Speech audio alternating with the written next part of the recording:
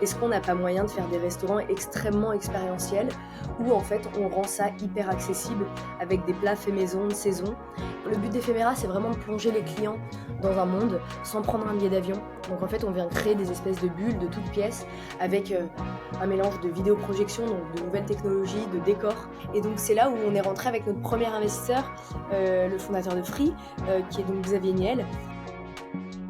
Bienvenue sur Comment faire kiffer les gens, le podcast qui plonge au cœur du monde du divertissement et de la création d'expériences inoubliables. Pour vous inspirer, j'interviewe des artistes, entrepreneurs et créatifs derrière les événements, concepts, spectacles et lieux originaux afin de comprendre comment ils en sont arrivés là, en apprendre plus sur leur quotidien et leurs astuces pour créer des moments qui font vibrer les gens. Bonjour à tous, bienvenue dans ce nouvel épisode de Comment faire kiffer les gens. Aujourd'hui, je suis avec Jade Fromer, je suis très content de la voir. C'est la directrice du groupe Ephéméra qui fait des restaurants immersifs sur Paris aujourd'hui et peut-être plus ailleurs. Elle va nous en dire plus. Elle a commencé à Lyon après ses études avec ses deux associés à tester le concept dans un petit endroit à Guillotière pour ceux qui nous écoutent et qui y sont allés. Moi, j'y suis allé, c'était top et c'est pour ça que j'ai voulu la voir sur le podcast. Elle va nous raconter un petit peu comment elle a monté un petit peu ce concept de restauration immersive, les victoires, les difficultés aussi. Il y a plein de choses qu'on va aborder aujourd'hui pour parler de ce concept qui fait kiffer les gens. Ben, je suis très content de t'avoir, Jade. J'espère que tu vas bien. On est lundi matin, enregistrement. Tu es à Nice, je suis à Lyon. Tout va bien. On est proche on est Salut proche de Noël. Morgane, on est bien là. Ouais, proche de Noël. C'est bientôt la fin de l'année. Peut-être une période de bourre pour vous, non, j'imagine? Ah ouais, nous ça bombarde en ce moment, notamment avec les vacances scolaires qui vont arriver et les fêtes de fin d'année, c'est toujours beaucoup de travail parce qu'en fait, tu as un mélange de B2B avec des entreprises qui privatisent les établissements et également le B2C avec les clients de tous les jours, j'ai envie de te dire. Ok, bon, on va revenir sur le nombre de restaurants et tout ça, mais d'abord, bah, je te laisse te présenter. Qui es-tu, d'où viens-tu et comment en es-tu arrivé à ce concept d'éphéméra et à ce que c'est aujourd'hui? Explique-nous un A petit peu. alors donc moi je m'appelle Jade, j'ai 25 ans et je suis du coup une des fondatrices du groupe Ephéméra qu'on a créé, en parallèle de nos études à l'Institut Paul Bocuse à Lyon avec, Loris, Anaïg et moi-même. Et donc l'idée c'était vraiment de faire un restaurant, hyper innovant à la base. Alors ils le sont toujours, hein, mais l'idée de base c'était vraiment de faire quelque chose d'extrêmement innovant et tout le monde nous parlait d'expérience client et on s'est dit, pourquoi tous les lieux expérientiels, tous les lieux qui sont un petit peu sympas tout de suite, ça coûte super cher. Est-ce qu'on n'a pas moyen de faire des restaurants extrêmement expérientiels où en fait on rend ça hyper accessible avec des plats faits maison de saison et en fait aujourd'hui on n'a pas un plat au-dessus de 20 euros. Donc c'est vraiment notre promesse et c'est un petit peu ce que tout le monde dit d'Ephéméra, c'est fou. T'as l'impression que quand tu rentres dans l'établissement, ça coûte 60-70 euros. Et en fait, on a des tickets moyens à 30 euros. Globalement, c'est extrêmement accessible puisque tu t'en sors pour entrée, plat, dessert à 35, ouais, 35 euros, tu vois. Hmm. Donc c'était tout l'idée. Après, avoir une idée, c'est que c'est super, mais quand tu as 20 ans et que tu es à l'école, on est passé par plein d'aventures, surtout qu'on a créé l'entreprise un mois avant le Covid. Mais donc, on est là aujourd'hui, on a des restaurants immersifs et on fait kiffer les gens, je crois. Ouais, j'ai l'impression, vu le nombre de personnes qui sont venues chez toi, c'est comme, à date, c'est quand même, parce qu'il y a eu des parutions presse, mais c'est plus de 100 000, enfin plus de... Oh, un petit peu plus, parce que ça va faire 2 ans qu'on a ouvert le premier, et globalement, on fait entre 1000 et 1200 couverts par jour. Aujourd'hui, sur les 3 établissements, on a ouvert le deuxième il y a 8 mois, et le petit dernier, il y a 2 mois, mais juste avec Under the Sea, tu vois, j'avais fait le calcul, mais on est plus autour des 160 000, quelque chose comme ça. Donc avec les deux autres, c'est un petit peu plus. Mais en tout cas, sans parler de chiffres exacts, oui, c'est globalement pas mal de monde qui vient tous les jours dans les établissements, avec un mélange de personnes. On a des familles, on a des enfants, on a des businessmen, on a enfin vraiment, on sert de 0 à C'est 99 ans. éclectique, ouais. Ouais, exactement. Est-ce que, juste pour ceux qui nous écoutent et qui connaîtraient pas, tu peux nous expliquer un peu le concept du restaurant immersif, du coup? Qu'est-ce qu'on entend par ça?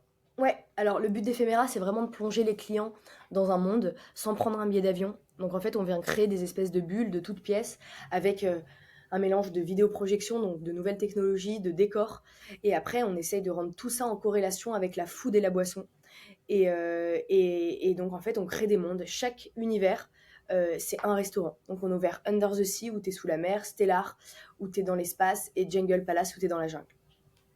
Ok, très bien. Donc c'est du son, de la lumière, des projections, Exactement, c'est ça de votre côté, exactement. avec pas mal de vidéos qui sont projetées sur des murs, Ouais, sur c'est des ça. bâches, Ça des jeux de évolue en lumière, fait. beaucoup de déco, c'est Ouais. ça? Et comment on va arriver du coup aux restaurants parisiens qui sont, j'ai l'impression très très aboutis. J'ai pas fait tous les restos. Tu as commencé donc à Lyon, Ouais. enfin vous avez commencé à Lyon, parce que Ouais. là où j'étais dans les premiers, enfin les premiers clients entre guillemets. Le concept était un peu différent, je crois que vous faisiez quelque chose en 5 plats, enfin en 5 temps, Exactement.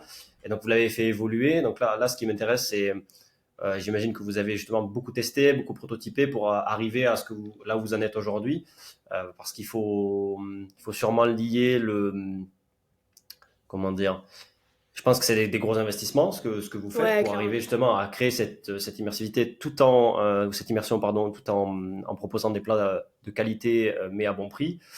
Donc vous aviez dû un petit peu voilà, tester les modèles pour trouver le modèle idéal, j'imagine. Ouais, exactement. On a commencé vraiment par plusieurs restaurants éphémères, d'où le nom Ephéméra. Et surtout, pour être très honnête, avant toute chose, c'était un sujet de moyens. On n'avait pas d'argent pour ouvrir un restaurant, je dirais, pérenne et abouti à 100%, surtout sur de la partie immersive. Donc on a commencé tout petit et on a commencé sans vidéoprojection dans des restaurants éphémères. C'est un de nos profs à l'Institut Paul Bocuse qui nous avait prêté un local où t'es venu à la cuisine. Et donc le premier restaurant, il nous a coûté 220 € parce qu'on est venu coller des trucs sur les murs. Enfin, tu vois, on avait commencé par Charlie et la chocolaterie et globalement, c'était hyper authentique, c'était hyper sympa. Même là, aujourd'hui, quand on regarde les photos, c'est pas si cata du tout. Mais c'est vrai qu'on est Non, monté non. d'un cran, mais ça fait partie du job et ça fait partie de l'entrepreneuriat. T'essayes et puis après, tu fais de mieux en mieux. Tu te trompes et tu sais un petit peu ce que les gens veulent, tu comprends ce qui se passe. Et donc après, tu fais les changements en fonction, quoi. Mais on avait commencé comme ça. Et vraiment, le premier n'avait pas du tout de vidéoprojection, on n'avait rien. On était vraiment sur des choses très basiques. Et en fait, on avait fait un système de partenariat où des boîtes nous prêtaient du matériel et en l'échange de visibilité. Et nous, on leur faisait un petit peu de communication. Je m'étais pris 80 portes, mais dans le lot, il y en avait une ou deux. Je pense à Deux Graines, je pense à Loca Cuisine, qui nous ont en fait prêté du matériel. Et donc, c'est comme Ah ça oui, je qu'on me a fait rappelle, notre ouais. premier restaurant. Ah, génial, ouais. Et comment tu passes justement au niveau vidéoprojection, immersif et tout ça? Tu viens de dire on écoute ce que les clients veulent. Donc là, tu étais un peu sur le terrain à fond pour essayer de Ouais, c'est comprendre. ça. Parce qu'au final, tu es dans un milieu où, et c'est moi ce que j'aime aussi, c'est le côté créatif. C'est à la limite, tu pourrais faire plein de concepts. C'est-à-dire, tu pourrais faire, comme tu as dit, la jungle, sous l'eau, Ah, tout ça. Et totalement. j'imagine qu'il y a peut-être d'autres trucs. Mais par quoi tu commences? Comment tu choisis? Comment tu es sûr de ne pas te tromper aussi? Peut-être pour pas trop en mettre, tu vois, parce que bah, il faut jauger peut-être l'investissement dans la scénographie, le travail que ça prend et tout ça. Comment vous avez fait pour ensuite du coup faire évoluer ce concept où il y avait juste du papier peint, entre guillemets, quelques éléments de déco, vers... C'est la part Dieu, après c'est ça où c'était vraiment Non, alors, plus, la plus part-dieu, je fort. dirais que c'était vraiment l'entre-deux. Et après, Paris, là, effectivement, parce qu'on est sur des restaurants pérennes. Mais en fait, je dirais que le vrai truc à trouver, c'est la balance. C'est-à-dire que tu fais quand même venir des clients dans un restaurant. Ils doivent bien manger, ils doivent Mm. s'écouter, ils doivent s'entendre.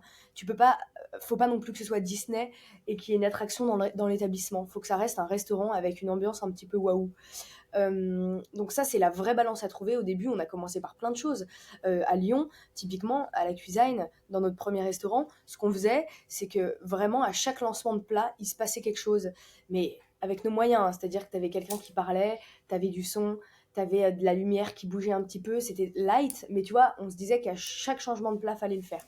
Après, on a totalement changé de positionnement, on a arrêté le menu unique, on est parti sur une carte, une carte avec des prix différents et surtout avec du choix. Donc, tu vois, si tu viens manger avec moi demain, tu peux prendre le ceviche et je peux prendre le tigre qui pleure. Donc, globalement, on a totalement changé. Et je dirais que l'offre food, c'est vraiment la première chose à trouver et après, tu t'adaptes à ça. Parce que typiquement, quand tu penses à des restaurants immersifs, il y en a plein qui me disent ouais, mais du coup, à chaque fois que tu sers un plat, il se passe quelque chose. Et je leur dis bah non, parce qu'en fait, aujourd'hui, quand je fais 400-500 couverts par jour, je peux plus faire ça. En revanche, à l'époque, quand j'en faisais 10, vraiment, on a commencé, on faisait entre 10 et 14 couverts soir.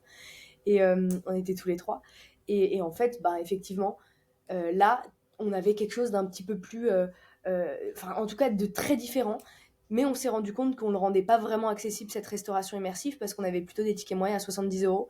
Et en Mm. fait, il y a énormément de gens qui nous disaient, mais j'ai trop envie de venir, des étudiants, des familles, mais en fait, 49 € par personne, c'est beaucoup trop cher. Donc quand on arrive à Paris, on s'est dit, ok, si on veut rendre la restauration immersive accessible, il faut vraiment qu'on la rende accessible. Donc en fait, globalement, il faut qu'on arrive à manger chez nous pour exactement le même prix que la brasserie du coin. Il faut qu'on ait des plats à moins de 20 € où on fait tout maison et de saison, que ce soit très bon, mais que ce soit pas cher.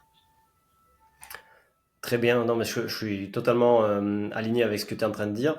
Euh, je, J'insiste entre guillemets sur la part 2. Tu peux nous expliquer un petit peu, parce que la part 2, pour ceux qui nous écoutent, c'est donc un gros centre commercial à Lyon. C'est, je crois, Ouais, qu'un des plus gros centres commerciaux urbains d'Europe. ouais. Donc qui vous a proposé, ou c'est vous qui avez déniché cette opportunité dans leur nouvel espace, parce ils ont fait un nouvel étage dédié à la food avec énormément de restos. Ouais, Et vous avez ouvert dans un lieu justement assez caché, par des cloisons et tout ça, le premier resto, disons, d'envergure qui vous a permis de monter en termes de nombre de couverts et d'expérience ouais, juste c'est vrai. là-bas, c'est ça? C'était en 2021? Ouais, c'était 2021 la part Dieu. Alors, ce qui s'est passé, c'est qu'en fait, donc nous, on a créé Ephéméra en janvier 2020. En février, on a eu le Covid qui s'est abattu sur la tête de la France et du monde Mhm. globalement. Et donc, avec Loris et Anaïg, on a décidé de faire de la vente à emporter parce qu'il fallait qu'on. En fait, vu qu'on avait dit à nos parents, on fait sauter un petit peu la 4e année de l'école parce qu'on a envie vraiment de lancer Ephéméra. Ils nous avaient dit, ok, vous êtes adorables, mais juste ayez en tête que bah, il faut que vous sortiez un salaire, il faut que ça avance, quoi. Et donc, en Vous fait, êtes allé au bout de l'école au de, final ou pas? alors, moi, j'ai pas fait la 4e année. Anaïg l'a fait un petit peu pour moi. Euh, Loris a terminé son école parce que Loris, vu qu'il a fait art culinaire, c'était en 3 ans et nous, c'était en 4 Ouais, ans. C'est vraiment ok. moi, en fait, qui a fait sauter la dernière année. Mais c'était pas pour aller faire la fête, c'était pour créer une boîte. Donc, globalement, j'avais une belle discussion avec mon directeur. Et j'ai pas envie de te dire de bêtises, mais je crois que j'ai eu si, j'ai eu mon diplôme. J'ai fait ma remise de diplôme. Ok. Donc, j'ai Ouais, eu quand même t'inquiète. mon diplôme. Moi, j'ai fait les 6 derniers mois avec mon ex-associé aussi à l'INSA Lyon, dans notre boîte, quoi. Ah bah voilà, c'est On très avait bien deal ça. ça. Bah, tu vois, y a rien de plus formateur. Mais bon, en tout cas, si, j'ai eu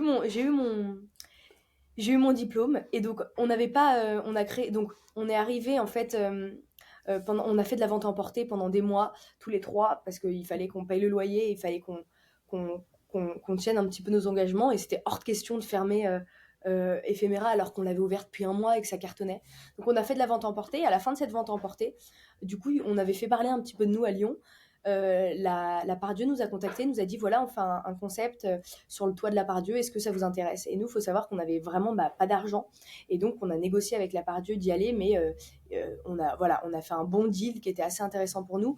Le principe était simple, on fait un restaurant éphémère d'1 an et demi dedans, et comme ça nous permet de tester le concept un peu plus à grande échelle. Et donc, on est parti avec la Pardieu qui nous ont été vraiment d'une grande aide parce que sans un bailleur comme ça, on n'aurait jamais pu, tu vois, faire cet Hmm. entre-deux. Et donc, ça nous a pas mal aidé. On a fait un restaurant éphémère à l'intérieur. Après, on a modifié le thème, donc on en a fait un deuxième. Ça a super bien marché, mais pareil, on était toujours sur ce système de menu unique, tu vois. Hmm. Et donc, dans un centre commercial, c'est très particulier. C'est-à-dire qu'on avait le soir, tous les restaurants étaient fermés et nous, tu avais la queue et tu avais des clients qui venaient, mais tu sais, des clients qui n'ont pas l'habitude d'être dans des centres commerciaux Oui, oui, oui. et qui venaient et tu t'en ressortais à 80 € chez Ephéméra, alors que globalement, tous les restaurants autour, c'était pas des fast-food, mais c'était tu vois, des Ouais, restaurants 25 beaucoup plus euros. Ouais. abordables. Ouais, exactement. Donc, ça a été hyper particulier, mais ça a été très formateur pour nous. Et surtout, on s'est rendu compte qu'on était capable d'être un vrai lieu de destination. Et donc Parce que là, après, une niveau fois que tu connais capital et niveau. Oui, pardon, Vas-y, je vas-y, t'en vas-y. prie. Non, non, je Non, t'en non, non, prie. vas-y, toi. Non, je te disais, du coup, après, niveau, comment dirais-je, niveau force, tu sais que tu es capable de t'installer un petit peu, pas de partout, parce que c'est pas à ce point-là ça, mais tu t'installes dans des... En fait, t'es pas automatiquement obligé d'être dans le centre d'une ville pour fonctionner. Et ça, et aujourd'hui, c'est une de nos plus grosses forces chez Ephéméra. C'est qu'on Hmm. est vraiment des locomotives où on arrive à faire déplacer les clients, mais on l'a compris à la part d'eux, tu vois. Donc, tu as raison, c'était un très bon test et ça nous a permis derrière d'aller encore plus loin, je dirais. Trop bien, trop bien. J'ai deux questions là-dessus qui sont un peu Dis-moi, je t'en liées. prie. C'est qu'à cette période, du coup, donc vous étiez à la cuisine à Guillotière, à Lyon, Ouais, donc petit local, ouais. 10-15 couverts par soir. Bon, il y a le Covid, tu fais de la vente à emporter. Et là, ensuite, donc, et vous êtes trois, pardon. Et Ouais, ensuite, tu passes à l'étape supérieure, donc quelque chose de plus gros. À la part 2, c'était quoi? C'était 300 mètres carrés, non? exactement. Ouais, quelque chose comme ça. Ça, Ouais, c'est deux têtes. Tu vois, je vois à peu près le local. Je me dis, ça va faire pas mal, hein. à peu près ça. C'est le côté ingénieur, ça. Ou malade mental, ça dépend. Ça existe. Ça peut être aussi. Qu'est-ce que j'allais dire? J'allais dire, du coup, tu passes dans quelque chose qui est plus grand, tu as plus de personnel, j'imagine, donc tu dois recruter, tu dois t'entourer, tu Ouais, dois peut-être faire plus de com encore, et il faut ouais. aussi peut-être du fonds de roulement, de l'argent pour ça. Donc, comment vous faites à cette période-là? Vous levez des fonds, vous êtes accompagné par, justement, c'est la part 2 qui fait tout. Comment ça se passe? Enfin, je parle déjà sur le côté finance, qui finance un peu le lieu. Et après, du coup, pour recruter, comme c'est des paris, vous avez de l'argent pour faire ça, comment ça se passe? Alors en fait, c'est vrai que je t'ai loupé une petite période qui nous a bien fait changer de gap sur Ephéméra. On a, en sortant du Covid, on n'avait plus de local parce qu'en fait, ce bail avec notre prof était éphémère. Donc on s'est retrouvés à la rue et entre le non-Covid et la part Dieu, il y avait peut-être, tu vois, 8 mois. Et donc, Mhm. fallait pas qu'on soit à la rue, il fallait qu'on trouve quelque chose. Et donc, c'est là où on est rentré avec notre premier investisseur, le fondateur de Free, qui est donc Xavier Niel, et à qui j'ai envoyé Enfin, en fait, pour être très honnête avec toi, je savais même pas qui c'était au début, parce que en vrai, je viens de Lyon. En fait, à l'école, à l'institut, on n'a jamais appris ce qu'était ne serait-ce qu'une levée de fonds, ce qu'était le Mhm. principe d'un investisseur. C'est vraiment une école hôtelière pure et dure. Et pour le coup, on a vu que j'ai jamais après été en CDI et que j'ai fait que des stages où j'ai appris le métier sur le terrain. J'étais à des années-lumière d'apprendre comment gérer une boîte, tu vois. Et donc, notamment la partie financière.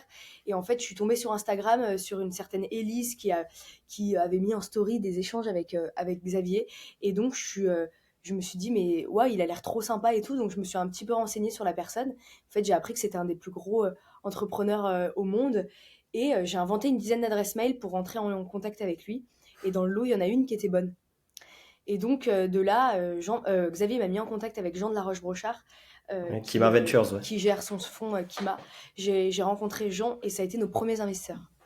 Ok, il faut savoir pour ceux qui nous écoutent que Kima, c'est ce qu'on appelle un business angel, donc un investisseur privé enfin, c'est un fonds, mais qui gère l'argent uniquement de Xavier Niel et qui investit, je crois, 2 tickets par semaine. Ils font 100 deals par an, ce qui est énorme Ouais, en fait. ouais, Ils mettent exactement. des tickets uniques. Enfin, je sais pas s'ils ont changé leur façon de fonctionner, mais c'était 150 000 euros de Ouais, tickets mais ou à quelque chose l'époque, comme c'était ça ça. aussi. Voilà, et c'est toujours un peu la même chose. Et justement, ils parient sur les entrepreneurs plus que sur une étude approfondie du dossier. S'ils croient en l'entrepreneur, au marché, au Exactement. feeling et tout ça, ils y vont. Et du coup, bah, il faut les remercier pour ça parce qu'ils ont un portefeuille, je crois, de plus de 1000 ou 1500 boîtes Ah ouais, ouais, aujourd'hui. c'est Et énorme. enfin, c'est énorme. C'est énorme. Et en fait, moi, à l'époque, quand je contacte Xavier, qui me met en contact avec Jean, bah, je me rappellerai toute ma vie, mais une vidéo, tu vois, enfin, Mm. un Skype, enfin non, un Zoom, pardon, oula. Mm. Et il Ouais. me dit, waouh, waouh, waouh, tu vois, Un MSN, googleuse si un tu peu, veux. hein. Enfin, ça, Ouais, c'est. ouais, grave. Et il me dit, écoute, Jade, pour être très honnête avec toi, j'investis pas du tout dans la restauration, parce qu'ils sont quand même spécialisés dans la tech. Et il me dit, mais raconte-moi ton histoire. Et en fait, moi, je m'étais habillée en costume et tout, tu vois, je sortais de l'Institut Paul Bocuse, et je me rappelle, Jean, il était tellement détente, il mangeait son sandwich, et il me dit, mais qu'est-ce que tu fais en costume? Je lui dis, bah, je sais pas, tu sais, on m'avait formaté, en fait, et pour le coup, c'est pas du tout mauvais, parce que quand tu vas bosser dans des palaces ou autre, effectivement, c'est ce qu'il faut faire. Mais là, et du coup, je lui dis, écoute, donc je le vous vois, et il me dit, non, mais attends, déjà, tu vas me tutoyer, bref. Donc j'essaye de comprendre un petit peu dans quel monde j'arrive. Et du coup, je lui parle d'éphéméra, et puis à la fin, il me dit, ok, bah, t'as besoin de combien? Et là, j'étais devant mon Zoom, et je lui dis, mais j'en sais rien, enfin, j'étais complètement à l'ouest. Mais je pense qu'il a bien aimé, enfin, on s'est super bien entendu, et j'adore Jean et Xavier, pas parce que ça a été les premiers à nous donner de l'argent, mais parce qu'ils ont vraiment ce côté, ils aiment les gens sympas, et c'est des gens, mais juste tellement sympas et tellement simples, et donc pour le coup, ça nous a changé toute la boîte en fait, donc évidemment que j'ai juste énormément de reconnaissance, mais ça a été le premier ticket, et c'est ce qui fait que derrière, on a pu aller chercher de la dette, et qu'on a ouvert auprès comment on appelle ça, de la part Dieu. Yes, non, trop, trop, trop bien. Ouais. C'est vraiment des gens bien de ce que j'en ai pu côtoyer aussi rapidement dans le milieu entrepreneurial. Moi, Ouais. j'ai une question par rapport à ça. Ça veut dire que s'ils ont investi, tu leur as quand même pitché un projet avec plusieurs restaurants, enfin quelque chose d'ambitieux. Ouais.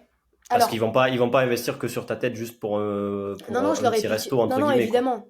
Évidemment. Alors, pour tout dire, surtout à l'époque, on n'avait fait que de la vente emportée, sauf un Mhm. restaurant qui était sur le thème de Charlie à la chocolaterie, du coup, à la cuisine, mais qu'on a fermé un mois après. Et oui, oui, évidemment, je leur avais vendu, et enfin, c'est foncièrement ce que j'avais en tête, tu vois, ce que je crois encore aujourd'hui, évidemment. Je leur avais parlé de toute la partie restauration immersive qui allait exploser. Mais je pense foncièrement qu'ils ont surtout aimé notre débrouille parce qu'on était trois. Et en fait, je leur ai dit, on a fait un resto éphémère qui a hyper bien marché pendant un mois. Après, on a eu le Covid, on s'est pas endormi, on a fait de la vente à emporter.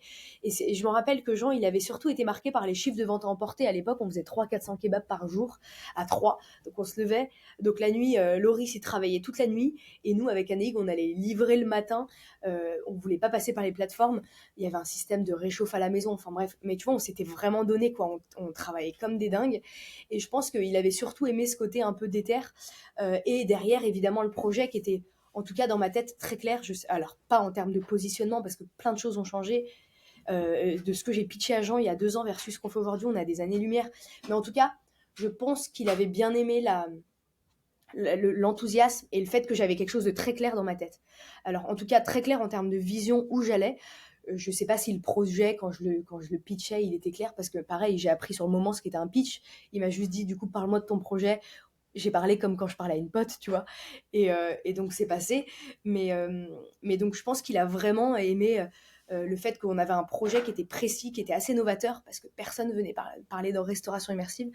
Il y avait un mix avec de la tech, et bim, derrière, je lui ai dit, voilà, dans X années, je pense que il va se passer ça, on aura tant de restaurants, mais il n'est pas du tout rentré dans les détails, parce qu'en fait, lui, et c'est ça le gros talent de Kima, c'est surtout d'analyser effectivement, je pense, 10 fois plus l'entrepreneur que le projet, parce qu'autant te dire que quand j'ai 21 ans, que je suis en train de vendre des kebabs, et qu'en fait, mon projet, je l'ai ouvert il y a littéralement 2 mois, c'est clair, sans être vraiment très clair, tu vois. Ouais, non, mais clairement, S'il me clairement. parlait chiffres un peu plus concrets, je pense que je tremblais un petit peu, parce que déjà, à l'époque, je connaissais même pas 70% de ce que construit un bilan, que ce que construit, tu vois ce que je veux dire. J'étais vraiment... donc voilà, mais en tout cas, je pense qu'ils regrettent pas du tout. On est très contents tous les deux d'avoir fait cette collaboration et d'être là où aujourd'hui on en est, quoi. C'est venu d'où en fait votre concept? T'es allé en Asie ou autre? Parce que je sais qu'il y a pas mal de choses là-bas qui sont immersives.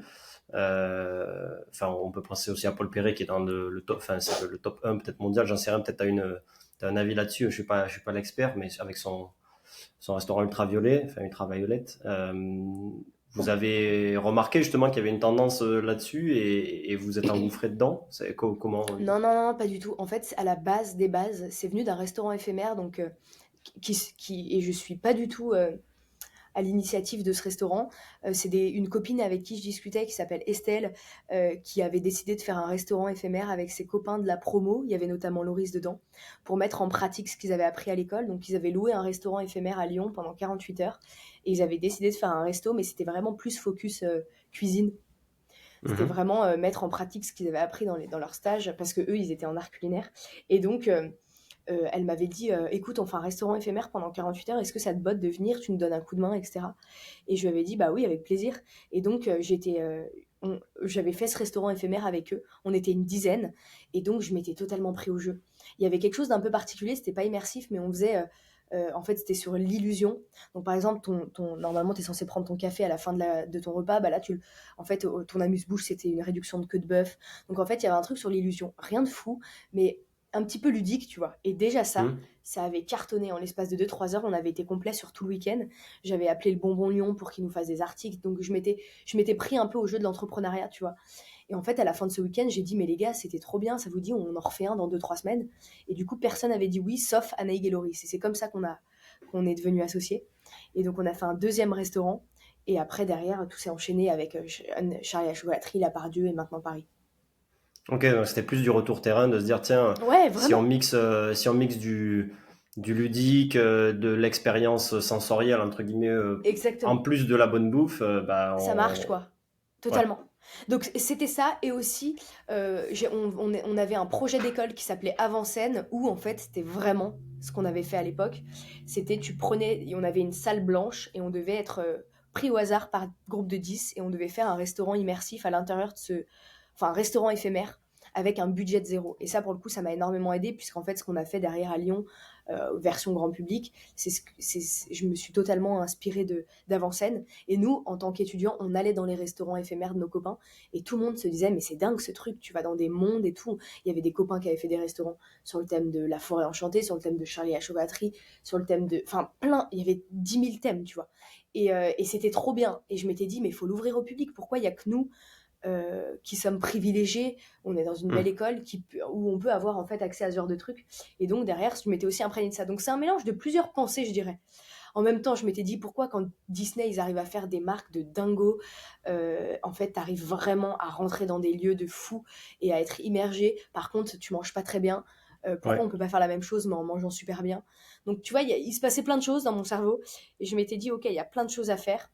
Et en tout cas, il y a quelque chose à faire où on fait voyager le client parce qu'aujourd'hui, avec tout ce qui se passe, tu as envie de déconnecter un petit peu de la réalité, mais surtout, il faut qu'on arrive à le rendre accessible.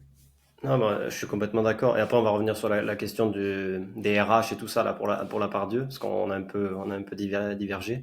Mais ouais, le fait du voyage avec bah, la scénographie, le décor, tous les petits détails que tu as à droite à gauche, c'est super important. Et Clairement. dans les grands groupes aussi qui ont fait ça, bah, on peut penser à Big Mama avec tout ce qu'ils ont fait au niveau de leur restaurant italien. Rien que, après, je connais pas leur taille, tu vois, mais je suis allé récemment chez Tiger Mill qui sont sur le Mexique et tout ça, où tu as justement toute une scénographie. Enfin, c'est différent de ce que vous faites, c'est pas immersif dans le sens où il n'y a pas de son, lumière et tout ça, mais on sent que cette attention au détail dans la décoration et, euh, et ce sens du voyage par rapport à la cuisine du monde qu'ils proposent, bah, c'est quelque chose que les clients plébiscitent et moi je suis totalement aligné avec ça. Après, Clairement. il faut pas oublier qu'il y a plein de restos dits classiques aussi qui font des choses très très bien, hein. Encore une fois, il faut bien manger avec un bon service déjà. C'est En fait, le. c'est exactement ça. C'est ce que tout. À chaque fois qu'on me demande, on me dit est-ce qu'aujourd'hui, du coup, vous pensez que dans 5 ans, il faut être immersif pour marcher? Je leur réponds mais alors absolument pas. Avant toute chose, un restaurant, tu vas pas pour le lieu, tu vas parce que tu manges bien et que tu es bien servi. Donc, pour le coup, alors, je suis totalement alignée, quoi. Ouais. C'est nous dans ma première boîte, c'est ce qu'on essaie de faire à fond et je pense que c'est ce qu'on a réussi aussi, c'est le fait de le service, le service, c'est quand même quelque chose d'incroyablement puissant pour construire bah, une image de marque, Totalement. faire revenir des gens, avoir du bouche à oreille et tout ça, parce que Ah ouais, quand totalement. tu payes pour une prestation, bah, autant qu'elle soit bien réalisée. Ouais. Et du coup, bah, ça fait un super pont pour reprendre cette question-là Excuse-moi, à je tes souhaits. m'étouffe. Non, Merci. non, il n'y a pas de souci. Super pont pour reprendre la question du staff, des RH, de la Ouais, montée en puissance du coup sur la part Dieu. Donc là, il y a Xavier et Jean qui investissent chez vous, qui te ouais, permet aussi d'aller voir la banque pour avoir aussi de la dette. Parce que pour ceux qui nous écoutent, voilà, quand tu lèves de l'argent en capital, quand un investisseur met de l'argent, bah, généralement tu peux aller voir une banque pour qu'elle te prête aussi de l'argent. Et donc là, vous vous retrouvez avec quelques centaines de milliers d'euros sur le compte. Enfin, on s'en fout, mais c'est pour l'ordre de grandeur. Et ça vous permet du coup d'embaucher, de vraiment investir pour la part Dieu. C'est ça? exactement. On ouvre à la Part-Dieu. Donc, la Part-Dieu, on ouvre en 2021 et on embauche nos premiers 20 salariés. Ok. Et C'est donc, d'un coup, boum, bam. bam. Ouais, bon, le delta est. Enfin, tu vas voir, le gap est un peu plus gros après. Mais en tout cas, on embauche nos 20 premiers salariés, mais en fait, on est toujours sur place. Enfin, tu vois, en plus, on est tous les trois, on habite évidemment tous les trois à Lyon. Et donc, on travaille et on ouvre ce restaurant, au début inspiré un petit peu d'Avatar, qui va s'appeler Atera. Et puis après, au bout de 6 mois, puisqu'à l'époque, c'est le concept d'éphéméra de changer de thème à l'intérieur, on modifie le thème, on ferme pendant une semaine et on fait Charlie et la chocolaterie. Donc on ouvre ces deux restaurants pendant un an et demi, ça cartonne, ça marche super bien. Et on se prend un petit peu nos premiers retours clients, tu vois, on comprend à échelle un peu plus grosse quoi, que nos 12 couverts à la cuisine. Et donc après on fait toutes les analyses et on se dit ok, il se passe ça, il y a ça de positif, il y a ça qu'on doit améliorer. Et on travaille pendant, ouais, je te dis, un an et demi sur ce projet-là. Ok. Et les Euh, vins, tu les trouves comment? Comment tu les gères? Parce qu'au final, vous êtes jeune. Enfin, moi, je m'en ouais. fous de la jeunesse. J'ai commencé aussi très jeune, tu vois, mais je sais les potentielles Ah bah ouais, difficultés que clairement, c'est non, non, mais clairement. On a, enfin, de passer à l'échelle en tant que manager et tout ça. ah ouais, ouais, Qu'est-ce qui se passe? Parce que et puis globalement, c'est- enfin, on connaît rien à la vie, quoi. Tu vois ce que je veux dire? Je sais même pas, enfin, autant Anaïg, mon associée, est très, très carrée, et donc, vraiment, c'est d'ailleurs grâce à elle, très clairement, qu'on en est là, parce qu'en fait, elle a réussi à tout structurer la boîte de manière assez rapide, à comprendre comment marchait une fiche de paye, à comprendre comment faire un contrat de travail. Enfin, tu vois, elle arrive à avoir plein de données dans sa tête que je n'ai pas du tout. Moi, je suis que sur la stratégie et je me dis, ok, je sais exactement ce qu'il faut faire comme thème, je sais exact. Mais pour le coup, derrière, savoir qui embaucher, je suis un peu plus Ouais. mauvaise. Et donc, alors, qui embaucher, si je suis plutôt, c'est plutôt mon point fort. En revanche, comment embaucher, je suis beaucoup plus mauvaise. Et donc, Anaïg, on se met sur des sites, tu vois, on se met sur Indeed, on se met sur LinkedIn. Je recrute même des copains. Euh, Même aujourd'hui, je travaille vraiment au niveau de mon siège. Je travaille avec ma meilleure amie, je travaille avec plein de gens que je connais très très bien. Donc, bref, avec notre petit réseau de l'Institut aussi, on arrive à se constituer une équipe, mais beaucoup de personnes qu'on ne connaît pas parce qu'on cherche ça sur Indeed, sur LinkedIn, et derrière, on ouvre notre premier restaurant avec, tu vois, une vingtaine de salariés, mais effectivement, au début, c'est la galère. Vraiment. Parce qu'en plus, vu on a levé des fonds pour ouvrir le restaurant, mais on n'a pas levé des millions d'euros pour se dire, OK, on est capable de perdre de l'argent. Tout de suite, il faut se mettre dans la gestion. Tout de suite, il faut comprendre comment être rentable, le food cost. Est-ce que si j'embauche 3 personnes en plus, ça le fait ou ça le fait plus. Donc, tu vois, t'es vraiment dans un truc Mm. enfin, nos cerveaux, ils marchent sans arrêt et on se dit, OK, il faut qu'on essaye d'engranger le plus de connaissances très rapidement parce que globalement, on n'a jamais ouvert de restaurant, donc il faut y aller. Donc on est sur ça et ça se passe très très bien, de la part Dieu. Pour quelle raison vous vous êtes fait accompagner peut-être? Vous avez des pros autour de vous qui justement sont experts dans l'ouverture de restaurants, dans le management de restaurants, ou vous apprenez tout sur le tas en lisant beaucoup, en étant aussi sur le terrain certes, mais en discutant beaucoup avec des gens, Non, avec des alors pros? on s'est bien entouré. Il y a Ebony qui est aujourd'hui ma directrice des opérations, qui est notre première manager à Lyon et qui est en fait une des meilleures amies de mon frère de l'époque. Euh, donc, Ok. euh, donc on s'entoure assez bien. Et surtout, pourquoi ça marche? Parce que on est tous les trois vraiment tout le temps là. Donc en fait, on arrive quand même à contrôler et à gérer ce qui se passe. C'est-à-dire que on n'a pas ouvert le restaurant et on est parti à Paris. Hmm. Donc ça aide beaucoup, j'ai envie de te dire. Surtout, on est, on a fait des stages et pour le coup, on est des restaurateurs avant toute chose. Donc tous les trois, Loris en cuisine, Anaïk dans de la direction d'établissement. Donc je te dis, c'est vraiment pour le coup, Anaïk a fait 6 mois en assistant de direction dans un hôtel 5 étoiles à Paris en stage et ça, en fait, elle a chopé toutes les compétences là-bas. Et donc quand on arrive à Lyon, on arrive globalement à gérer un établissement et à savoir comment faire une caisse, enfin tu vois, mais c'est Hmm. 99% elle, quoi, parce que alors moi, mes stages, j'étais en business développeur dans une start-up, donc j'étais plutôt sur la partie commerciale, mais autant te dire que gérer un restaurant de A à Z, les caisses, tous les logiciels, la partie gestion, c'est un taf Hmm. monstrueux, et Anaïg le maîtrisait super bien, donc alors pas aussi bien Ok. qu'aujourd'hui, mais en tout cas, on a commencé comme ça, ouais. En fait, vous êtes hyper complémentaires et c'est ça qu'il faut remarquer, quoi. Ouais, C'est-à-dire que toi, la énormément. stratégie, elle aux opérations et Loris, pardon, en Ouais, cuisine. exactement, c'est exactement ça. Ok. Non, très cool, très cool. Donc, vas-y, raconte-nous un peu la suite sur donc la Part-Dieu 1 an et demi et ensuite Exactement, Paris.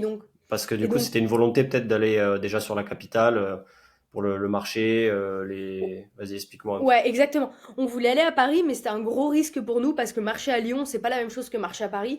C'est enfin vraiment un autre monde. Et surtout, avant toute chose, on est lyonnais, donc la ville, on la connaissait pas du tout. Moi, j'étais allée 3 fois dans ma vie à Paris, donc gros risque. Mais en tout cas, j'avais la conviction que c'est ce qu'il fallait faire, que le projet était tellement novateur que fallait qu'on soit les premiers à arriver à Paris. Et donc, là, ce qui se passe, c'est que par plein de contacts, Jean me met en contact avec Victor Legueur, le fondateur de Big Mama, qui me met en contact avec Clarisse Fréchon, qui est aujourd'hui notre agence de presse, et Clarisse nous met en contact avec Elisha et Nathanaël Karmitz, qui sont à la tête du groupe MK2, les cinémas. Et donc, Mhm. je dis à Clarisse, voilà, faut que je vienne à Paris, je sais que tu connais des gens, je connais absolument personne. Et donc, elle me met en contact avec Elisha, et qui me disent, écoutez, on a un local à la bibliothèque François Mitterrand qui est disponible pendant 1 an et demi. Est-ce que ça vous botte de venir à Paris? Nous, on est persuadés que la restauration immersive, c'est un petit peu le futur et on y croit à fond. On vient vous voir à Lyon pour voir ce que vous faites. Et derrière, si ça se passe bien, vous venez avec nous et on vous amène un petit peu à Paris, quoi.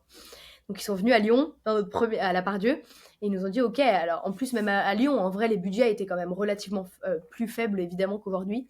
Et ils nous disaient, ok, c'est incroyable, écoutez, on a plein de discussions et ils nous mettent à disposition ce local qu'on ouvre en l'espace de 3 mois et demi, donc ce qui est un top chrono.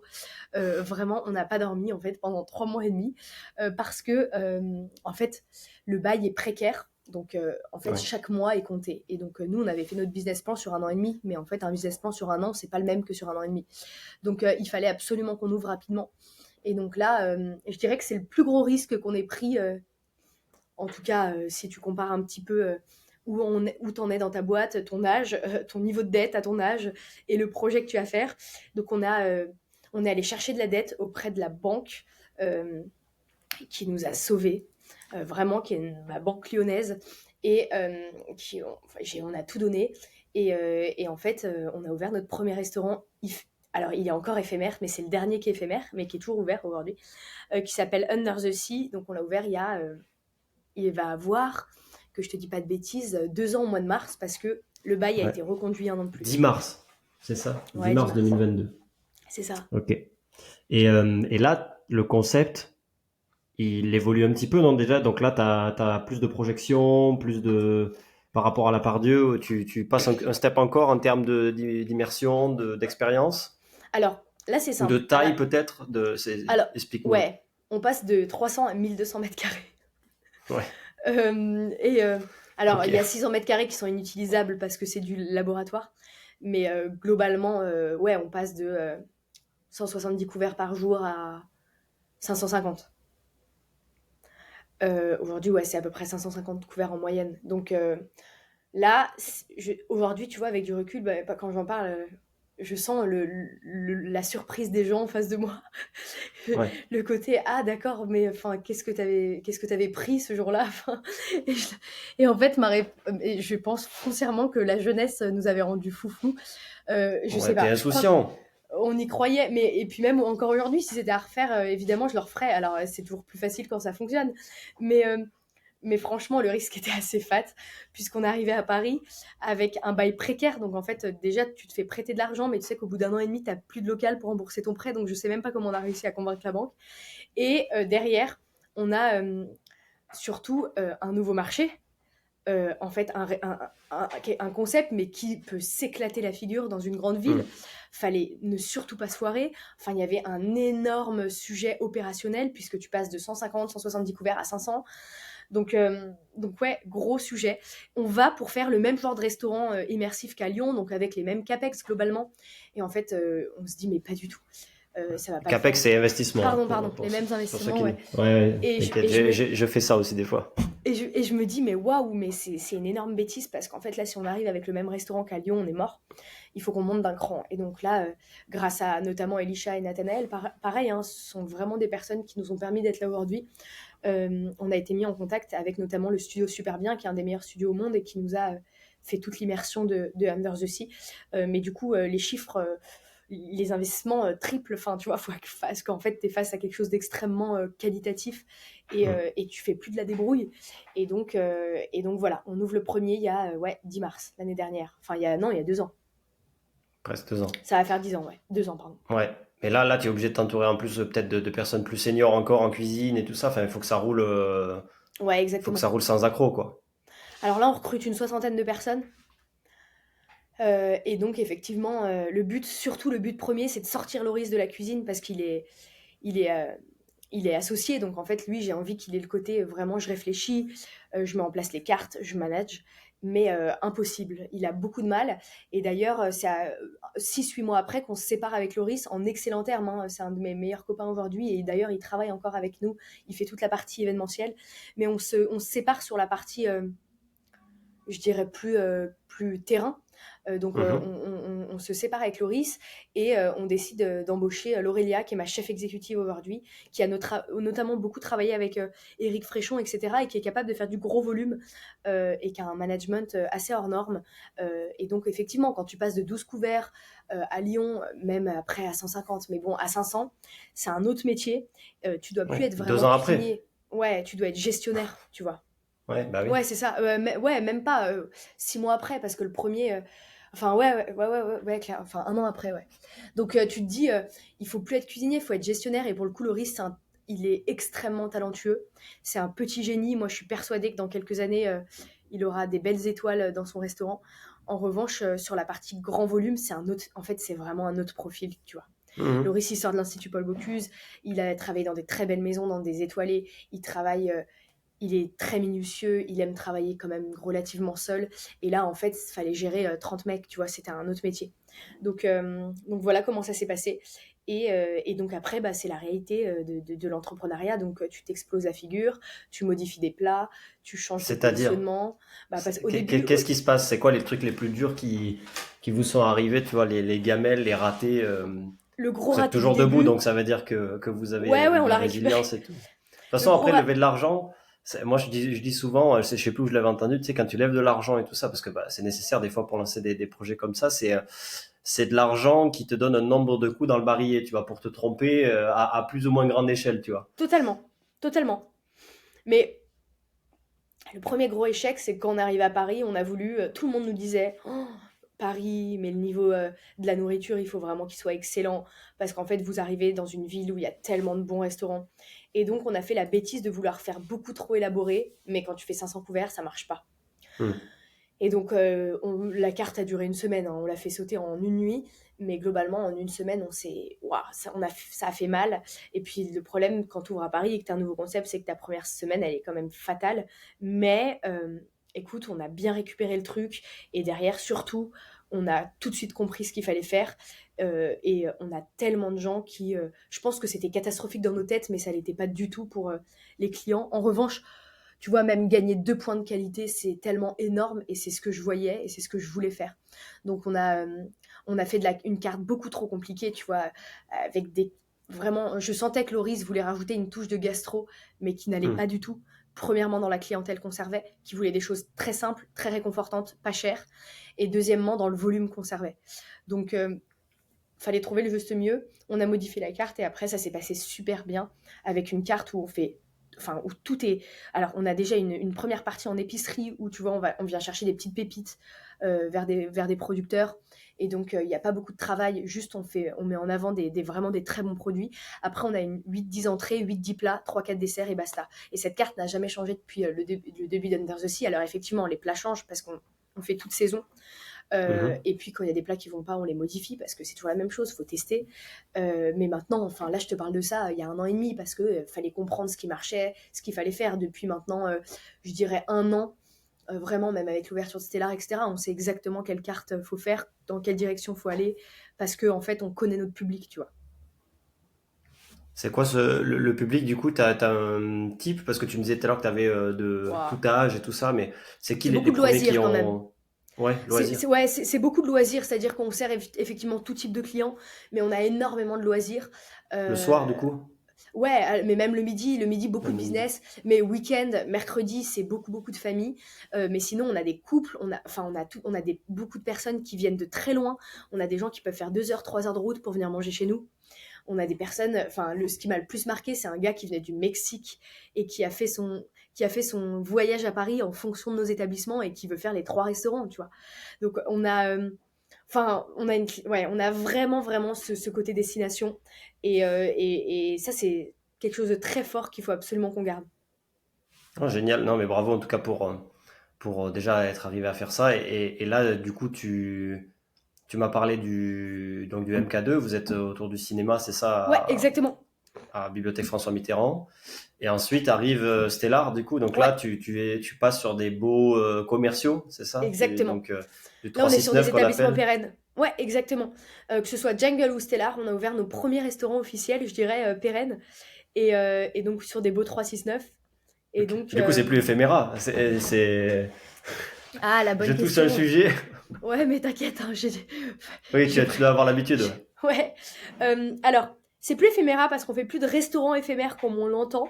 En revanche, faut savoir que les lieux sont réfléchis et c'est bien pour ça qu'on a du digital pour être des Hmm. lieux hybrides qui sont aussi bien capables d'être privatisés euh, et donc en fait de modifier les images avec des vidéos d'entreprise et c'est ce qui nous arrive très souvent ou aussi bien Ça ne nous est pas encore arrivé aujourd'hui, mais je sais que ça arrivera dans les années futures à modifier toutes les immersions.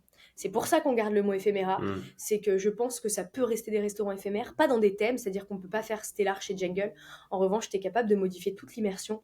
Le temps avance, même là, aujourd'hui, les images qu'on a chez Jungle versus Under the Sea sont pas les mêmes. C'est hyper intéressant d'analyser les trois. Et pourtant, on a des préférences chez Under the Sea, chez Stellar. Globalement, tu vois quand même une différence de qualité chez Jungle parce que les nouvelles technologies, ça avance à une vitesse monstrueuse. Donc globalement, les restaurants, ils sont réfléchis pour être hybrides, pour jamais mourir et pour être tout le temps en renouveau. Donc on est capable Ouais. de modifier les images si. Et donc Ouais, d'être c'est parce éphémère. que pour avoir vu des images aussi, tu as quand même énormément de décorations, des Ouais, plantes ou fausses plantes, etc. Enfin, ouais, exactement. des choses de partout. Donc c'est sûr que tu peux pas changer de thème comme ça serait Comme des ça, ouais, investissements non, trop c'est plus forts ou compliqué. des C'est travaux, plus tout ça. Mais c'est compliqué. sûr que tu peux, à la manière, si tu veux, de Star Wars qui est une saga, si tu veux, bah, tu peux faire plusieurs chapitres, plusieurs histoires que tu racontes. J'imagine, bah, pendant 2 ans, tu fais quelque chose autour de, je sais pas, de Saturne, la Lune et tout ça. Ensuite, tu peux passer sur d'autres planètes, d'autres histoires, d'autres. Exactement. Ouais, non, non, mais c'est très smart, ouais. Et, et là, du coup, nouveau challenge, j'imagine. Enfin, c'est encore pas la même chose parce que du coup, vous avez ouvert, donc il y a quasi 2 ans. Ça, c'est Ouais, Under the Sea. ouais. Et là, cette année, là, enfin, fin d'année dernière et là récemment, non, attends, tu me dis, il y a 8 ou 9 mois, là, donc c'était Ouais, ouais, on a ouvert les deux cette pareil, année, ouais. un an après Stellar Ouais. et 6 mois ou 8 mois après Jungle. Jungle. Ouais, Donc exactement. là, ça y est, c'est hyper croissance, vous êtes de partout. Qu'est-ce qui se Écoute, passe? Écoute, effectivement, là on recrute 150 personnes pour l'année prochaine parce qu'on sera 300. Donc l'idée c'est d'ouvrir plusieurs restaurants immersifs. On se rend compte que le projet plaît énormément et qu'en fait, moi ce qui me fait le plus vibrer, c'est de me dire qu'on a un vrai impact sociétal. Et c'est ce que j'aime bien dire même à mes équipes, c'est qu'en fait aujourd'hui, on a des personnes au mois d'août qui viennent manger chez nous et qui peuvent pas partir en vacances et qui ont l'impression de voyager. Enfin, ça m'a marqué parce que j'avais parlé avec un petit enfant à Under the Sea au mois d'août. Et donc, tu te rends compte que l'impact sociétal, il est profond et qu'on arrive à vraiment faire voyager les clients qui n'ont pas l'habitude de voyager, qui peuvent pas forcément avoir énormément de pouvoir d'achat pour partir à l'autre bout du monde et aussi pour vivre des expériences qui sortent de l'ordinaire dans la restauration parce que comme je le disais au début, vite, très très vite, des restaurants un petit peu waouh, ils coûtent très vite cher et nous le but c'est Hum, de rendre accessible le bon et le beau et donc j'ai l'impression que tant qu'on arrive à remplir notre promesse que je veux absolument pas changer et qu'on arrive à rendre vraiment hyper heureux ou que les clients aient des étoiles dans les yeux, tout simplement nos clients, j'ai envie qu'on continue, tu vois. Et en fait, quand tu commences à avoir des changements et que tu arrives à voir ton impact, tu as envie de le faire à grande échelle. Tu as un peu l'impression pas de changer le monde, mais tu vois, de faire du bien. Aujourd'hui, on fait du bien à 1 200 personnes jour. Je me dis pourquoi pas faire du bien à 10 000 personnes jour, tu vois. hum.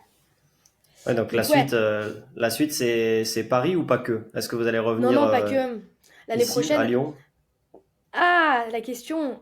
Écoute, on est sur pas mal de locaux en ce moment. On est sur 4 5 projets. Il Ouais, y a pas de. Il y a 2 signatures officielles, mais je peux pas trop en parler. Mais il y en a surtout non, trois autres qui pas de sont en souci. stand-by. Mais donc, en tout cas, on est sur vraiment plusieurs projets pour pouvoir ouvrir, pas qu'à Paris, également en province. Et pour pouvoir faire à chaque fois des immersions pas que différentes, donc après ouvrir des Jungle Palace dans d'autres lieux, mais également faire, tu vois, nous en fait quand on rentre dans un lieu, on se dit ok, là il faut absolument qu'on fasse ce thème, il est propice à ce thème Jungle Palace, il est propice à Jungle Palace, t'as de la moulure, il se passe quelque chose. Donc d'abord on Mhm. visite les lieux et après on trouve l'immersion dedans. Donc là notre but c'est de visiter toujours plus de lieux pour faire des immersions toujours plus waouh et d'en ouvrir en gros 3 4 par an, ouais, c'est l'objectif. Génial, génial. Comment t'anticipes le fait de justement ce choix du thème, tu vois? Parce que c'est quand même quelque chose de fort, tu vois, de se Ouais. dire c'est un super gros invest à mettre pour sortir de terre le concept, j'imagine. Est-ce que vous testez un peu avant avec, je sais pas, des images, des pubs, des trucs comme ça, voir un petit peu si les potentiels clients ils peuvent aimer plus ou moins tel ou tel concept, ou est-ce que vous vous dites non, ça sera comme ça et on y croit et c'est parti, Fran- quoi. Franchement, depuis le début, les thèmes, on les a fait vraiment au feeling. Après, il y a un vrai travail entre la cuisine et l'immersion. Hmm. C'est-à-dire que il faut toujours qu'on arrive à trouver des thèmes où on arrive à avoir une corrélation avec la food et la boisson. Donc il y a des thèmes qu'on ne peut pas faire, tu vois. Mais on arrive toujours à trouver des solutions. Mais je te dirais que vraiment, notre but, c'est juste de faire des thèmes globalement très grand public. Parce qu'en fait, on veut des immersions qui puissent plaire à tout type de clients. Donc, tu vois, des choses un petit peu niche. Demain, je pense qu'on aura du mal à créer un restaurant sur Harry Potter, par exemple, où tu as des Hmm. vrais fans mais où ça reste un petit peu niche quand même. Parce que tu as plein de gens qui regardent pas ou qui aiment pas. Donc, tu vois, globalement, les thèmes de la mer, de l'espace, de la jungle, ça reste des thèmes grand public. En tout cas, aujourd'hui, on est encore en début de boîte. Donc, le but, c'est quand même de parler à plus de personnes. Dans 3 4 ans, qui sait, peut-être qu'on créera même nos propres mondes, tu vois. Hmm. Très bien. On arrive sur les 10 dernières minutes. J'ai des questions aussi par rapport à toi, personnelles, sur quelque chose que je pose un petit peu à tout le monde, c'est comment tu te réinventes et progresses toi, parce que là on parle tranquille, on est lundi matin et tout ça, mais tu gères au fond 150 personnes et bientôt 300. Tu es passé il y a 3 ans d'un petit resto éphémère à Lyon-Guillotière, 15 couverts par soir, à Ouais. maintenant 1200 couverts tous les jours. Bon, bien sûr, du coup, tu as plein de bras armés, des gens ultra compétents et ultra bienveillants, je pense, autour de toi. Et justement, comment tu t'es réinventé, comment tu te réinventes encore pour justement progresser et tacler les challenges qui arrivent dans le futur avec toutes ces ouvertures, toute cette ambition. Écoute, honnêtement, je pense que ça va être une réponse bateau, mais il n'y a pas plus vrai. Autant avant, je me disais toujours, ouais, c'est un peu du bullshit. Mais en fait, là, surtout depuis 6 mois, je me rends compte à quel point les gens qui sont autour de toi font la différence. Et vraiment, moi, je passe ma vie à rencontrer des gens pour qu'ils viennent travailler chez Ephemera. Je suis très, très bien entourée aujourd'hui. Alors, effectivement, faut pas croire, mais sur les 150 personnes, il y en a 120 que que je ne manage absolument pas, même peut-être 130 en fait. Aujourd'hui, je dois manager une quinzaine de personnes, pas plus, parce que tu as toutes les opérations et ça, pour le coup, Mm. je les maîtrise pas. Donc, Anaïg les maîtrise 10 fois mieux que moi, mais surtout, ce qui se passe, c'est qu'on maîtrise les gens juste en dessous de nous qui, eux, maîtrisent en dessous.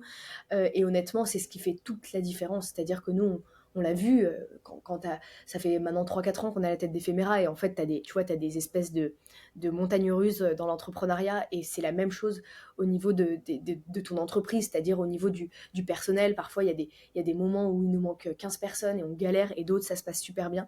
Mais en fait, tu te rends vite très compte que globalement, c'est très souvent lié à une personne, tu vois, que tu as peut-être mal embauché ou qui fait pas, ou en tout cas qui fit pas assez bien avec la boîte. Mm. Et donc, quand tu es bien, bien, bien entouré, ça fait toute la différence. Donc, mon gros challenge, c'est simple, c'est comment faire pour avoir des personnes aussi talentueuses que ce que j'ai aujourd'hui dans les 3 prochaines années, parce que j'ai pour le coup enfin, en tout cas, j'adore ce qui se passe dans ma boîte. J'ai des personnes très très talentueuses et que j'admire. Et donc, en fait, il y a un espèce de cercle vertueux qui se passe. Et c'est ce que je veux pour les prochaines années. Donc, c'est ce qu'il faut que je fasse. C'est qu'il faut que je trouve des gens hyper hyper talentueux qui veulent venir travailler avec nous. Trop bien, non, mais de toute façon, c'est de la vente aussi, hein, c'est à convaincre des gens de Ouais, venir bah clairement, travailler et clairement. leur laisser un peu les clés. Tu, euh, donc aujourd'hui, ouais, c'est ton quotidien, entre guillemets. Tu fais, comment dire, ta fiche de poste, entre guillemets, aujourd'hui, c'est quoi? C'est de recruter, rencontrer un maximum de gens, Ouais, promouvoir, peut-être, c'est toi qui fais la partie com et tout ça, non? T'as ouais, peut-être ouais, ouais. quelqu'un? Alors, Ouais. ma fiche de poste, c'est visiter des locaux, euh, trouver des personnes très talentueuses autour de moi. Donc, globalement, j'ai recruté 80% de mon siège par amis d'amis, tu vois, pas, c'est très rare qu'on ait trouvé, par exemple, sur LinkedIn ou sur Indeed. C'est vraiment, j'ai pris un gros risque chez Ephemera, c'est que je travaille qu'avec des gens que je connais très très bien. Anaïg, mon Hmm. associée, qui est ma conjointe dans la vraie vie depuis 6 7 ans. Ok. Donc, bosser en couple, t'as aussi ça. Lina, qui est comment on appelle ça? C'est des mots de start-up, mais que je connais pas du Non, tout. mais vas-y, on va. Chief of staff. Ouais, Euh, c'est un peu ton bras c'est mon droit, si bras, tu veux. c'est plutôt le bras droit d'Anaïg, mais en Ouais. revanche, tu vois, c'est vraiment, elle est aussi, enfin, elle est dirigeante de la boîte avec nous, qui est ma meilleure amie depuis que je suis petite. Donc, Florio, Chef de cabinet, quoi. C'est ouais, un c'est peu ça, ça. quoi. Elle Exactement. gère avec elle son quotidien, Enfin, ouais, elle vraiment, elle est planifie tout, elle est un peu le proxy, enfin, elle peut parler avec les équipes aussi parce qu'elle a une connaissance profonde du métier, mais c'est Anaïg totalement. qui va prendre la décision. Elle est vraiment là pour dédoubler un peu Anaïg, quoi. C'est Ouais, ça, c'est grosso exactement modo. ça. Après, on prend pas mal de décisions, même toutes les trois, mais globalement, on est Hmm. vraiment sur. Enfin, tu vois, elle est clairement à notre. Enfin, elle est sur la prise de décision, elle est à notre niveau, quoi, dans le sens où Ok. on lui fait entièrement confiance. Elle est arrivée depuis le début, donc ça fait 2 ans qu'elle est avec nous. Florio, qui gère aussi toutes les opérations avec Ebony, et qui est aujourd'hui le meilleur ami de Lina. Enfin, tu vois, je travaille Ebony, qui était l'amie de mon frère quand ils étaient petits. J'ai plein de personnes que je connais et qui sont des amis donc j'ai ce cercle très restreint, mais j'adore dire qu'on travaille pour le coup vraiment en famille. Et aujourd'hui, même si beaucoup de personnes m'ont dit oula, t'es sûr, ça fait 2 3 ans que ça fonctionne super bien. Et je pense que c'est ce qui fait qu'effectivement c'est un risque, mais parce que j'adore le risque, mais que derrière c'est ce qui fait que j'ai un investissement sur ces personnes-là qui font que en fait je pense qu'on performe très bien parce que j'ai des gens qui sont investis comme si c'était leur boîte, tu vois. Hmm. Donc ouais, j'ai vraiment cette partie-là. Donc, trouver des personnes, tu vois, j'envoie un message à Lina, je lui dis, t'as pas un pote ou une pote qui serait chaud de faire ça, ça. C'est vraiment ça. Je mets pas une annonce, tu vois. Donc, Mhm. je cherche des gens toute la journée. Je visite des locaux. Je suis en contact avec les investisseurs également. Je suis sur la partie stratégie, donc où on va ouvrir, j'analyse les villes, j'analyse plein de choses. Et également, tu l'as très bien dit, une des fonctions support que je garde, et c'est la seule parce que tout le reste est géré par Lina et Anaïg, la partie RH, la partie finance, etc. Je suis encore avec Iris, qui est ma responsable com et market, et on travaille ensemble sur la partie communication. Ok. Parce qu'on n'y est pas trop revenu là sur ce sujet-là, mais depuis le début, tu dis oui, ça cartonne, ça marche et tout ça, parce que vous avez, je pense, un bon branding. Il y a eu aussi pas mal d'articles de presse, enfin de la Ouais, presse ou de l'influence des blogs lifestyle et food, ouais, le bonbon, City exactement. Crunch, tout ça. Et ça a pas mal aidé, ça j'imagine. Non, c'était les premiers déclencheurs. Ouais, exactement. La presse, ça nous a beaucoup aidé au début. En fait, la presse, surtout les médias du web, tout ce qui est articles, etc., tu Hmm. vois, sur Facebook, sur les sites, tout ce qui est Bonbon Lyon, Sortir à Paris, etc., ça, c'est des choses qui nous ont ramené tout de suite beaucoup de réservations. En revanche, aujourd'hui, à chaque fois qu'on ouvre un restaurant, évidemment, ça fait son bruit. Mais tu vois, aujourd'hui, on a surtout beaucoup de clients fidèles, on a beaucoup de bouche à oreille, on est beaucoup sur les réseaux sociaux également. Mais ça, je dirais que c'est de la presse interne. Ouais. Et on a notre agence de Après, c'est presse qui a réussi. Instagrammable. Ouais, c'est ça. Ce que tu fais est Instagrammable, donc Nos clients nous font notre organiquement, pub. Ouais, c'est ça. ouais. Mais après, j'ai Clarisse qui est à la tête de l'agence Melchior et qui est notre agence de presse qui fait un gros travail et qui fait qu'on rayonne un petit peu sur des supports autres que sur Instagram, tu vois. Yes. Non, très cool, très cool. Euh, j'ai une question que je pose à tout le monde, Je t'en c'est prie. est-ce que toi, il y a des trucs justement qui t'ont, tu vois, des concepts de loisirs, d'autres restos, des concepts dans le divertissement qui t'inspirent ou t'ont inspiré pour justement soit avoir monté Ephémera, soit justement anticiper le futur. Tu m'as parlé de Super Bien, tu vois, qui bosse avec vous. J'imagine que tu es un peu au courant de ce qui se fait à droite à gauche dans ta concurrence ou même dans des milieux annexes.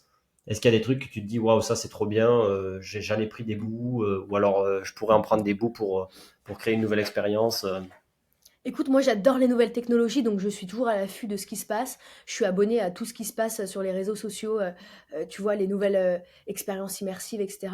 Donc ça, j'ai envie de te dire, je regarde quelle est l'immersion de demain avec tout ce qui est réalité virtuelle, tout ce qui est les Hmm. sols immersifs, mais qui sont, tu sais, qui vont...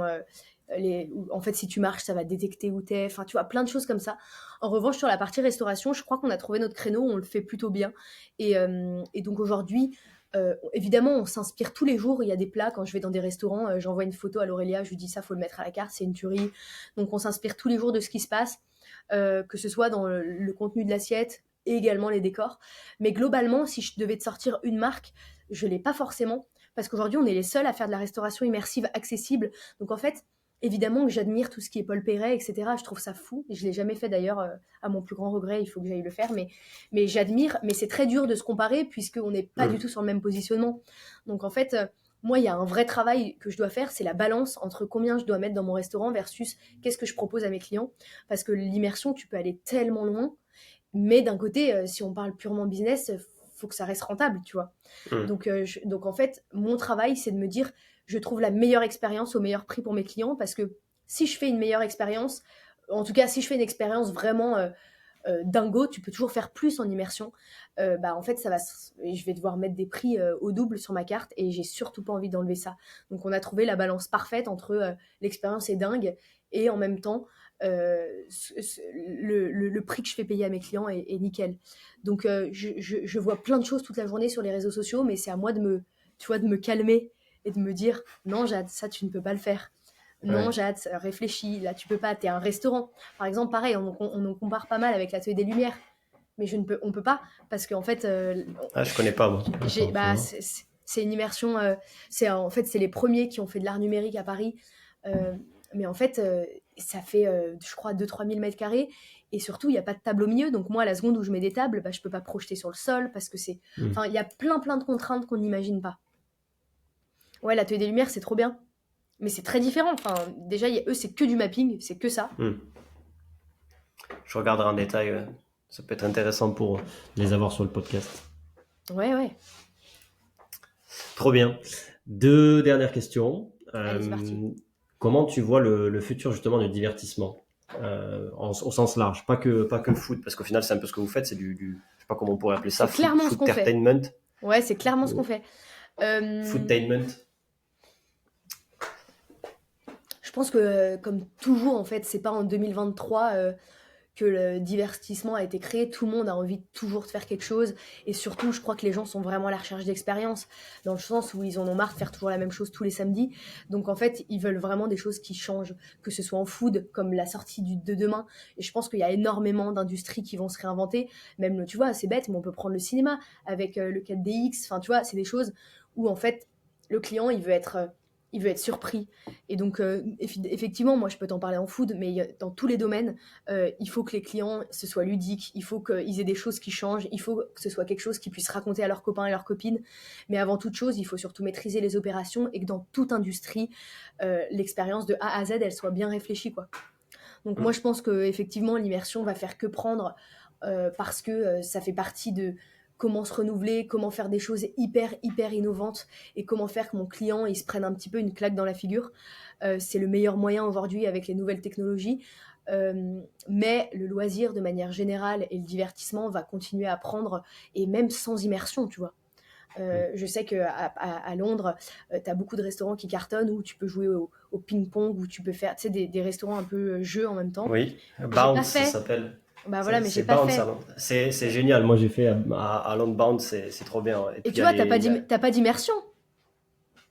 c'est de l'hybridation en fait. J'en parlais avec quelqu'un, je sais plus, tu hybrides des mondes et au final, encore une fois, si tu maîtrises les fondamentaux comme tu dis, et c'est que ce soit dans la restauration ou dans d'autres choses, si tu as un bon service aussi, parce que au final, j'interviens un peu sur la question, tu m'en voudras Vas-y, pas, vas-y. mais comment dire, tu vois, à l'ère de l'IA, tout ça, enfin, du digital de plus en plus. Hier, je voyais encore sur les réseaux, tu vois, des sortes de copines, enfin, tu sais, de faux couples par IA, tu sais, tu peux converser avec quelqu'un, tu sais, qui est comme si c'était ta copine ou ton mec et tout ça. Enfin bref, on a de plus en plus de barrières avec le digital, de cloisonnement et tout ça. Et je pense que quand tu sors aussi, que tu vas faire des loisirs, le service, avoir des bonnes personnes qui s'occupent bien de toi, tu vois, voilà, que ce soit dans un resto, dans un concept de sport, de loisirs et tout ça, c'est ultra important. Et après, en plus de ça, si tu as voilà, de l'immersion, si tu as Exactement. du sport, si tu as des jeux, voilà, comme tu parlais de ludique, s'il y a tes 5 sens ou 4 qui sont mis à profit, tout ça, ben c'est ça qui est important pour créer des bonnes mémoires, des bonnes, pas mémoires, désolé, je sais pas, mémorise en anglais, mais des bons souvenirs, pardon. Euh, Exactement. et ça, j'espère avec tes proches aussi, parce que généralement, tu vas tout ça avec tes amis, ta famille, tout ça, quoi. Ouais, Donc, euh, donc ouais, on est d'accord sur le futur du divertissement et du loisir ça ne fait que commencer, mais il faut à chaque fois voilà, pousser le bouchon un peu plus loin, peut-être totalement. tester de nouvelles choses, innover. Dernière question avant le mot de la fin, c'est quoi ton rêve pro? Est-ce que tu en as un déjà? Mon rêve professionnel. Ouais, Donc tu veux dire avouable. avec éphéméra ou de manière générale? Bah, de manière générale, ça peut être autre chose. Écoute, non, je C'est vais te peut-être parler. qu'une étape éphéméra. Ouais, oui, oui, je pense. Alors, moi, de manière générale, j'adore entreprendre, donc je pense qu'Ephéméra sera pas ma dernière boîte. En revanche, si on parle d'Ephéméra, j'ai surtout envie de devenir vrai. Enfin, j'ai une vision très particulière d'Ephéméra. Je pense on n'est pas en train de créer juste un groupe de restauration. Je pense qu'on est arrivé en fait à un moment où on arrive dans une nouvelle ère avec le digital, etc. Exactement sur ce que tu disais. Et donc, je pense qu'Ephéméra est une marque d'un gros groupe d'immersion derrière qui peut arriver. Et on passe par de l'hôtellerie, par du bar, par plein de choses. Mais donc, moi, mon but ultime, c'est de devenir vraiment la référence. Si on parle d'éphéméra, de la restauration immersive, mais comme tu l'as compris, d'autres choses également, toujours en lien avec l'expérientiel. Mais j'ai vraiment envie qu'on aille très loin. Je pense qu'aujourd'hui, on est en France, mais on peut vraiment conquérir le monde sur la restauration immersive. Et j'ai envie qu'on en reste le leader avec toujours cette innovation, toujours avoir un pas en avant avec ce qui se fait. Et ouais, et clairement de continuer à faire vibrer nos clients. Et comme je te disais tout à l'heure, aujourd'hui, on fait 1200 couverts jour. J'aimerais bien qu'on en fasse 10, 20 000 et je sais qu'on y arrivera, tu vois. Je sais que vraiment, ça va se dupliquer. Je sais qu'on va réussir à créer une énorme marque et on le voit aujourd'hui chez Ephéméra, on a des clients en un week-end, ils veulent se faire les 3 restaurants. Et ça, c'est ce qui me fait vraiment vibrer, de me dire que j'arrive à mettre des étoiles dans les yeux à mes clients. Donc, continuer, on est au tout début, mais je pense on va faire un truc très, très fat. Et en tout cas, j'ai pour ambition de le faire.